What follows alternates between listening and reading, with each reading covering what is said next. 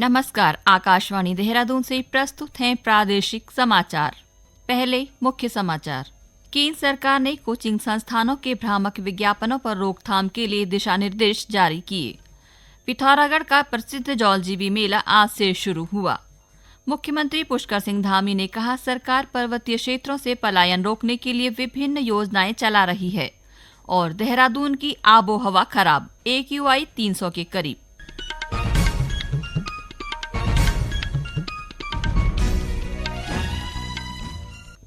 दोपहर समाचारों के साथ मैं नीता कांडपाल और अब समाचार विस्तार से। केंद्रीय उपभोक्ता संरक्षण प्राधिकरण ने कोचिंग संस्थानों द्वारा भ्रामक विज्ञापनों पर रोकथाम के लिए कल दिशा निर्देश जारी किए। इसके अंतर्गत सभी कोचिंग संस्थानों को अपने छात्रों और पाठ्यक्रमों के बारे में प्रासंगिक जानकारी देने को कहा गया है, जिससे उम्मीदवारों और उनके अभिभावकों को गुमराह होने से बचाया जा सके। उपभोक्ता मामले के सचिव निधि खरे ने विभिन्न कोचिंग संस्थानों के भ्रामक विज्ञापनों की रोकथाम के लिए नई दिल्ली में यह दिशा निर्देश जारी किए। पिथौरागढ़ का प्रसिद्ध जौलजीबी मेला आज से शुरू हो गया है। मेले के शुभारंभ अवसर पर मुख्यमंत्री पुष्कर सिंह धामी ने कहा कि यह मेला राज्य की ऐतिहासिक धरोहर है, जो भारत, नेपाल और अन्य सीमावर्ती क्षेत्रों में भावनात्मक संबंधों तथा सामाजिक प्रेम को बढ़ावा देता है। उन्होंने कहा कि जौलजीबी मेला राज्य की समृद्ध परंपराओं को संजोने और आने वाली पीढ़ियों तक पहुंचाने में अपना विशेष योगदान दे रहा है। श्री धामी ने कहा कि जौलजीबी मेला उत्तराखंड के उत्पादों को बढ़ावा देने के साथ ही स्थानीय काश्तकारों को भी एक मंच प्रदान करता है।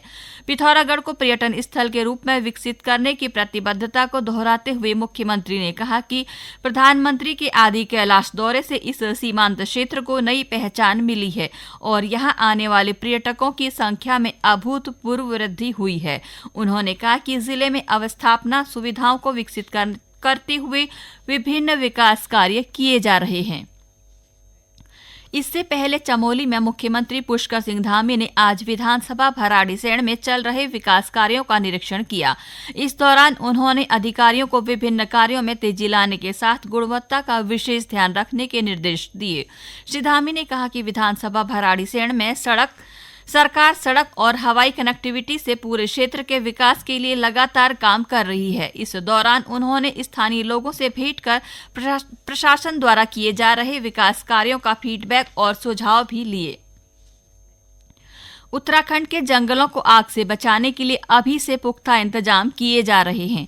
वनाग्नि नियंत्रण के लिए वन विभाग फॉरेस्ट फायर अलर्ट सिस्टम का उपयोग करेगा, जो आग लगने पर तुरंत अलर्ट करेगा और वनाग्नि पर काबू पाने में सहायक बनेगा।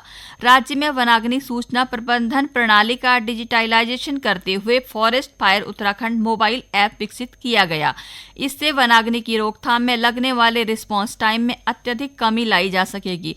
इस मोबाइल ऐप को संचालित करने के लिए प्रभागीय वनाधिकारी हरिद्वार वन प्रभाग वैभव कुमार की ओर से मास्टर कंट्रोल रूम ऑपरेटर तथा मास्टर ट्रेनर को प्रशिक्षण दिया जा रहा है।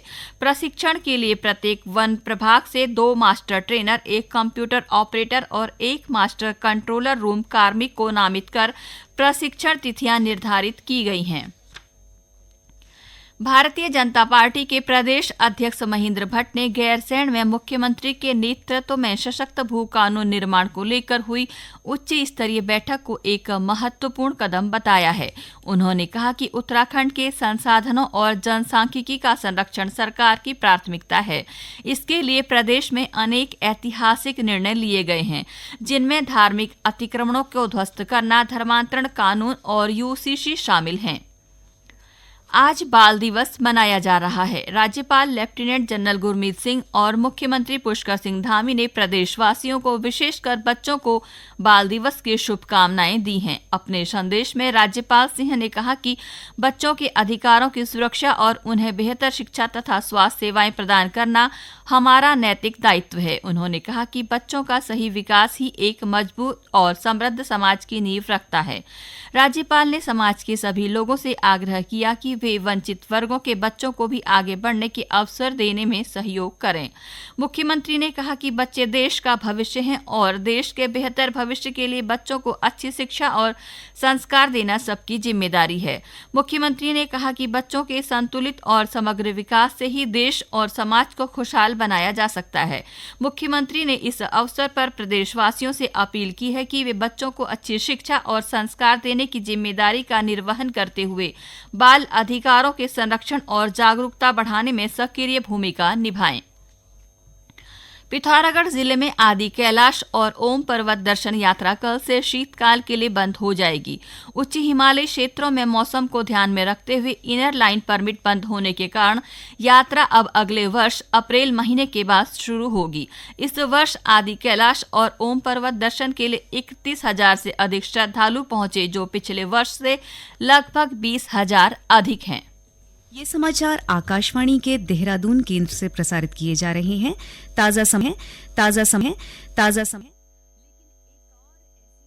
ताजा समाचार के लिए आप हमारे सोशल मीडिया एक्स व Facebook page Akashvani news Uttarakhand को फॉलो कर सकते हैं। साथ ही ये समाचार हमारे YouTube channel Akashvani news Uttarakhand पर भी उपलब्ध हैं। मुख्यमंत्री पुष्कर सिंह धामी ने कहा है कि राज्य सरकार पर्वतीय क्षेत्रों से हो रहे पलायन की समस्या को लेकर गंभीर है और इसे रोकने के लिए विभिन्न योजनाओं पर काम कर रही है।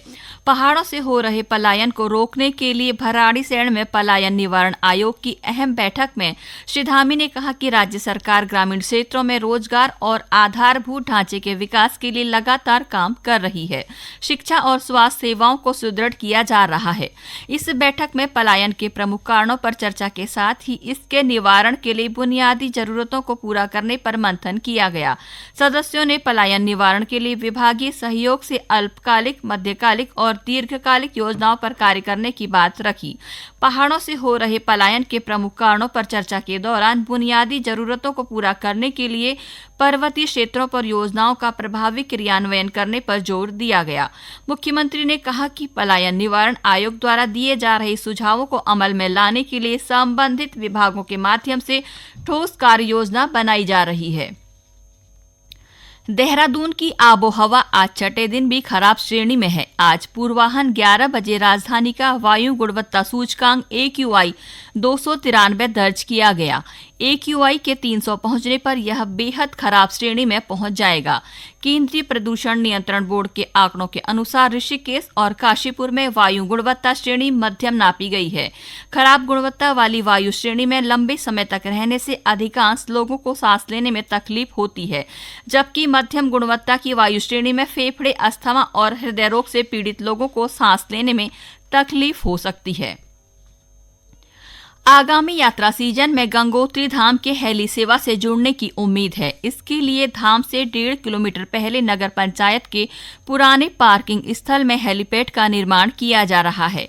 हेलीपैड का 80% कार्य पूरा हो चुका है। यमुनोत्री धाम में भी गरुड़गंगा के पास हेलीपैड के लिए स्थल चिन्हित कर उसका समतलीकरण किया जा चुका है। गौरतलब है कि उत्तरकाशी जिले में स्थित गंगोत्री व यमुनोत्री धाम अभी तक सीधे तौर पर हेली सेवा से नहीं जुड़े हैं। गंगोत्री धाम जाने के लिए तीर्थ यात्रियों को 25 से 30 किलोमीटर दूर हर्षिल व झाला स्थित हेलीपैड पर उतरना पड़ता है। बद्रीनाथ धाम के कपाट बंद होने की प्रक्रिया के तहत कल देर शाम गणेश मंदिर के कपाट बंद हो गए। गणेश मंदिर परिसर स्थित मंदिर में रावल धर्माधिकारी वेद पाठी आचार्यों द्वारा पूजा अर्चना के पश्चात विधिवत पंच स्नान के पश्चात गणेश जी की मूर्ति को निर्वाण के रूप में लाकर बद्रीनाथ मंदिर गर्भगृह में बद्रीश पंचायत के साथ दर्शनार्थ रखा गया। आज आदि केदारेश्वर तथा आदि गुरु शंकराचार्य मंदिर के कपाट बंद होंगे और कल वेद पुस्तकों की पूजा अर्चना तथा वेद ऋचाओं का वाचन बंद होगा। 17 नवंबर की रात को बद्रीनाथ धाम के कपाट शीतकाल के लिए बंद कर दिए जाएंगे और इसी के साथ प्रदेश में 4 धाम यात्रा संपन्न हो जाएगी। सूचना और प्रसारण मंत्रालय के सचिव संजय जाजू में गेमिंग, एनिमेशन और मनोरंजन उद्योग के पेशेवरों और विशेषज्ञों से अगले साल 5 से 9 फरवरी तक दिल्ली में होने वाले विश्व ऑडियो विजुअल एंटरटेनमेंट शिखर सम्मेलन में भाग लेने की अपील की है। उन्होंने कहा कि सूचना और प्रसारण मंत्रालय का यह प्रतिष्ठित सम्मेलन वैश्विक स्तर पर अपनी तरह का पहला आयोजन है। श्री जाजू ने हैदराबाद में India game developers conference IGDC में कहा कि यह उच्च श्रेणी का कार्यक्रम पूरे मीडिया और मनोरंजन जगत के लिए दुनिया का सबसे बड़ा सम्मेलन होगा। उन्होंने कहा कि प्रधानमंत्री नरेंद्र मोदी विस्तृत सत्र में भाग लेंगे करेंगे, जबकि केंद्र सरकार के कई अन्य मंत्री भी इस सम्मेलन में शामिल होंगे। उत्तरकाशी जिले के डुंडा ब्लॉक के उडरी गांव के ग्रामीणों ने शादी समारोह में शराब न परोसने की पहल शुरू की है। पंचायत की खुली बैठक में ग्रामीण और महिलाओं ने मेहंदी शादी सहित अन्य किसी भी समारोह में शराब पर प्रतिबंध प्रस्ताव पारित किया। प्रतिबंध के बाद भी यदि कोई ग्रामीण अपने घर की शादी समारोह में शराब पिलाते हुए पकड़ा गया तो उस पर 50,000 रुपए का अर्थदंड लगाया जाएगा। साथ ही उस परिवार का पूरी तरह से पूरा गाँव सामाजिक बहिष्कार करेगा। इसके अलावा गाँव में शराब के प्रचलन पर प्रभावी अंकुश लगाने के लिए महिला मंगल दल से जुड़ी महिलाएं समारोह के आयोजन के दौरान घर घर जाकर निरीक्षण करेंगी। अंत में मुख्य समाचार एक बार फिर।